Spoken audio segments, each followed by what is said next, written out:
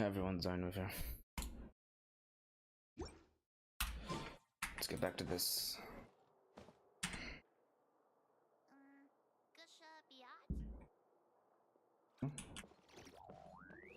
Never mind. Well, did you manage to find them? Second strongest spell in existence. Truly extraordinary. And certainly not the kind of thing that should be just lying around. In fact, Miss Alice gave strict instructions about it. So, it's some kind of book of spells? Paimon's guessing magic this powerful should be kept a secret. It's true. This book does contain one of Miss Alice's spells. But honestly, virtually no one could actually pull it off, even if they tried. The only reason it's even meant to be in the restricted section is because we can't let Klee get her hands on it. Klee. After Klee was born, Miss Alice advised us to seal it away. She even added that little subtitle herself. So, it's to keep it away from Klee, huh? Does that mean she could use it to cause even more mayhem than she already does with Jumpy Dumpty? No, that's not it. As Miss Alice herself put it, letting Klee see it too early would spoil the surprise. Well, did you manage to find them? Yes, this is a restricted book, all right. It certainly isn't supposed to be here. Huh. But it looks like a regular poetry collection. How did it end up being classified as a restricted book? The issue lies with one of the poems inside. You've heard of the great battle that took place on Arc-Xine, yes? 500 years ago, during the cataclysm in Conria, an evil dragon descended upon Mondstadt. A fierce battle with Dvalin ensued, but in the end, the evil dragon fell, and Arc-Xine became its resting place. It's supposed to be Durin? Oh. We're talking about Durin. The Durin of Arc-Xine. It's not about you, man, don't worry. Well, the poem in question turns the whole battle into a dance, with the evil dragon recast as an innocent child who came here in search of friends. But given all the suffering experienced at the claws of that dragon, how could the people of Mondstadt accept such a retelling? Bards are often accused of inventing history or distorting the truth in their ballads, but this one hit a bit too close to home.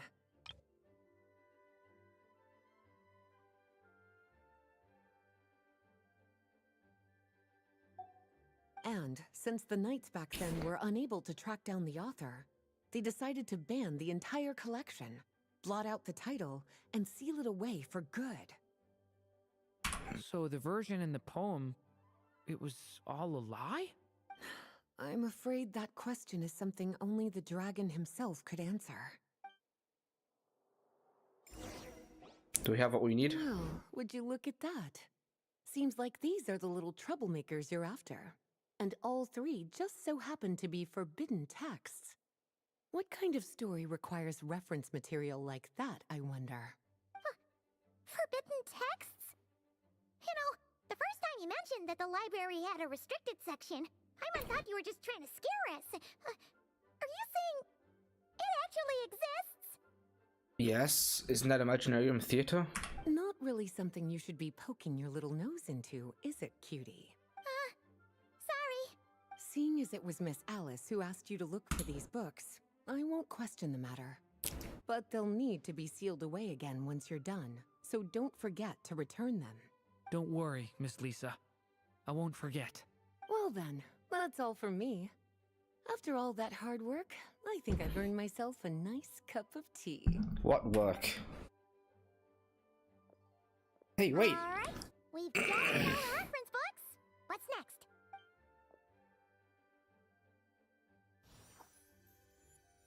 Wait, look! They respond to the magic book. Magical book. Enter the world within the book. Open. Days. I need to finish Snow Trace. Could do that in a day though. Open. And the place I speak of, for it is where the seeds of the story lie. Birth, Act 1. Long ago, an evil dragon descended upon the human world, bringing terrible calamity in its wake. Bravely did the people resist, until at last, the dragon lay slain. Later, a witch with a love for stories came upon the tale of the evil dragon, and for reasons she could not explain, felt a pang of sorrow on its behalf. For she knew, despite its body being born of wicked alchemy, all along, the dragon's soul was that of an innocent child. Right up to the moment of its death, it had no choice in becoming a vessel of calamity, nor could it fathom the cruel fate that lay before it. Though the witch had a love of stories, she was not pleased with how this one ended. No, that won't do, she thought. I'll write you a better ending instead. And so she set off to do just that, borrowing a little magic from her friend. With it, she wove a dragon's egg, resolving to rear a dragon child of her own. Yet long in thought she lingered, wondering what kind of world her little dragon ought to behold upon waking. What should be used to adorn his cradle? Wisp of woodland air or trace of palatial splendor? Wisp of woodland air? At last, she made her mind up, adorning the cradle with a wisp of woodland air. Then, she quietly waited for the egg to hatch.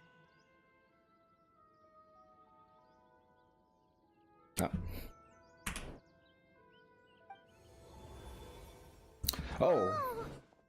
We're actually inside the story. Yeah, and This must be Aunt Alice's magic. that was the opening we just heard, right? Sounds like the story is about Durin. Yeah. A story about me? Why don't we just see where the story takes us? All we know is the beginning at this point. Okay. And now a golden-haired traveler, a silvery sprite, and a dragon-born youth step onto the stage. What new chapter will their arrival bring? Whoa! That came out of nowhere. Was that the same voice we heard just now? Sounds like the story even has its own narrator. Yeah. But why does it sound so familiar? It sounds like I've missed this. It's just like the stories my mother used to tell me. You mean... Em? She used to tell you stories? Yeah, she loved it. Back when she was still alive. Sorry, we should focus on what we're here to do. So, now that we're in the story, what's next? The dragon youth wondered aloud. Yet all he could do was wait for the story to unfold. Of course, there's something to be said for helping it along. Perhaps a little exploration could prove fruitful. Oh! Is that a hint? let's follow her suggestion for now. Yeah, I agree. Okay. If I talk to this, just observe.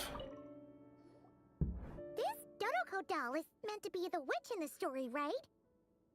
Wait a second. All the people we've seen that look like that turned out to be mages from the Hexen Circle. Do you think the witch in this story is one of them too? My mother had a hat just like this. Then, the witch must be Em! Looks like this story really is about Durin, huh? Whether the sprite spoke true or not, it had little bearing on the story at hand. For in that moment, what mattered most was not that she was a witch, but a mother waiting for her child to hatch. Let's keep looking. Okay. I think if I just observe that again, it's gonna replay the cutscene.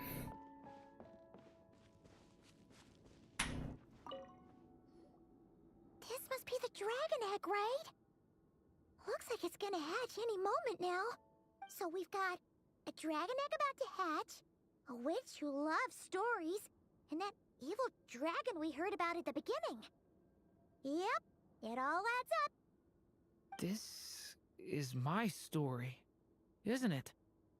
Sure looks like it. Okay, so how are we supposed to help the story along? It feels like all we can do right now is wait. Apparently, it hadn't dawned on the group to look for a way to help the egg hatch faster. Hey! Oh, right! We're at the point in the story where we're waiting for the baby dragon to hatch. So that has to happen before the story can continue. And how do we do that? With the flames at his command, perhaps the dragon youth might be able to provide the egg with sufficient warmth. What? You want us to roast the dragon egg? The silvery sprite's surprise betrayed her lack of reading. For in countless tales it is told that only by fire's embrace will a dragon's egg hatch swiftly. Huh, you kinda have a point there. Wanna give it a try, Durin? Okay, I'll see what I can do.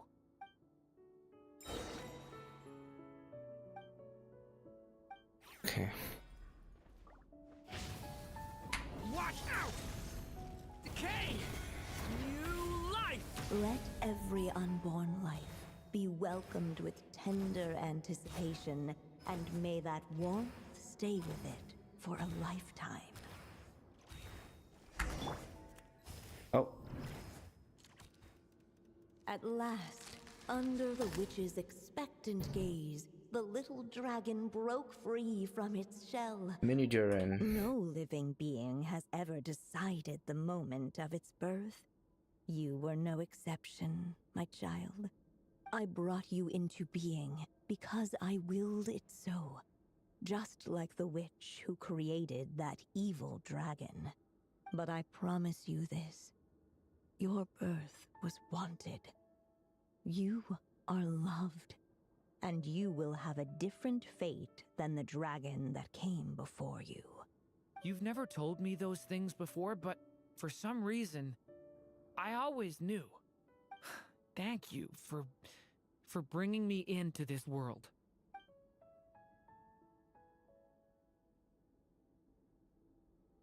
The waiting witch did not feel lonely, for she had 3 visitors by her side. Together, they beheld the hatchling's first breath of life. Traveler Durin. Holding her dragon child close, the witch promised him a life unlike that of the evil dragon. And so, nestled in his mother's warm embrace, did the little dragon's story begin. Okay.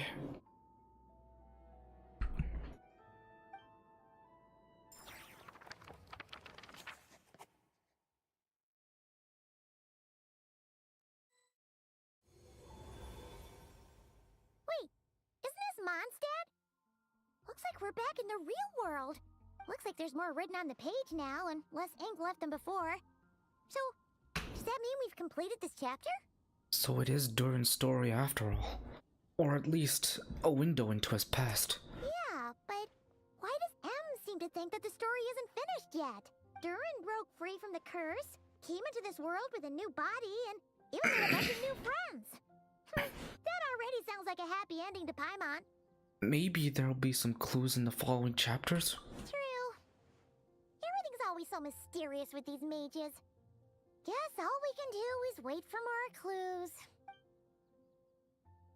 Huh.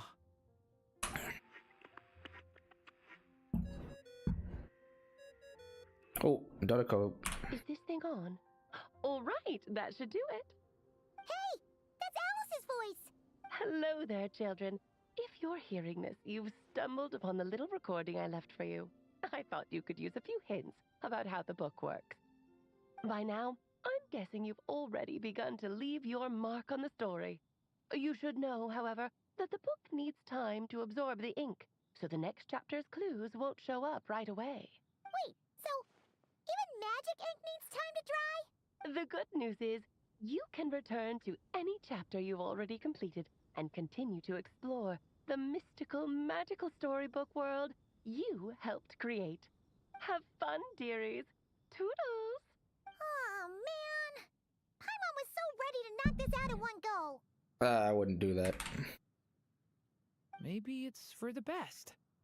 Sooner or later, we'll end up being whisked off to another world again, and if that happens, who knows when we'll be able to come back. So it might be good to take a break while we can. A break. A break. Hungry. Guess now's a good time as any. Yeah. Paimon has a sudden craving for the good hunter's sticky honey roast. And we happen to be in Mondstadt, so... So let's meet up here later. I need to find Miss Lisa to return those books anyway. Okay, is this where I end up with the 5-day wait? Wait for the next book. Next chapter unlocks in 9 hours. Okay, so that's how it is. Anyway, I'm in Mondstadt and I can claim these now. If I just talk to Durin. Aunt Alice said we can return to the story world at any time. Okay, if you cool. feel like checking it out again, just come find me. If I open this now...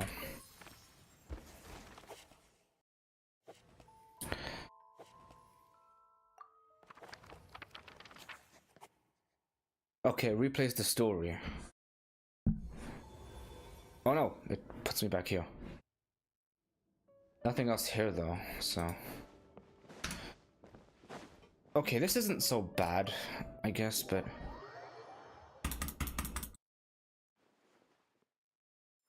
I get what Hoya's trying to do with this. They're trying to get people to not rush the story quest, take their time.